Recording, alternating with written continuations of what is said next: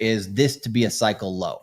And in order for that to happen, we have to get back above the 20-week moving average.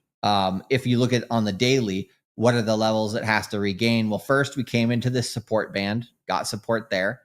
Now we're starting to come up here. If you were to put a trend line across here, right? This basically tells you you need to get back above these moving averages. That's the 200, the 50, and the 111. All three of those moving averages are at the same spot, which is 110,000 to 114,000, right? And that's just under the 20-week moving average and the CCL go buy signal on the weekly. So that's where we're going to get the most resistance over the next 2 weeks. So how bullish would you be for the current 60-day cycle if this low does confirm? And then what needs to confirm for the low to confirm, right?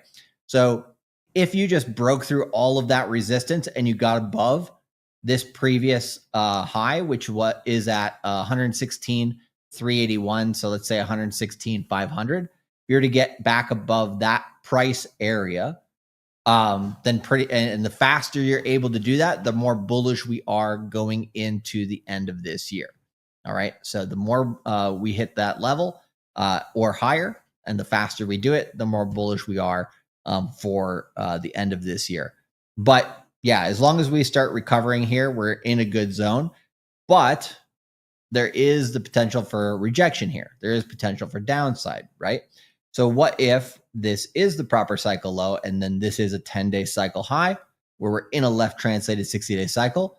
That would mean right now we're around day 24 of the 60-day cycle, and we'd be expecting to be rejected here by this time next week, right? So that's why this week is this weekly candle is the most important, because if we get rejected here and we have an overall red week, right, that basically means we're probably going to go down for another 15 to 20 days from there, which means into about Thanksgiving or the end of the month, right? But if we break above this downwards trend line, we break above these moving averages, especially breaking above this previous high.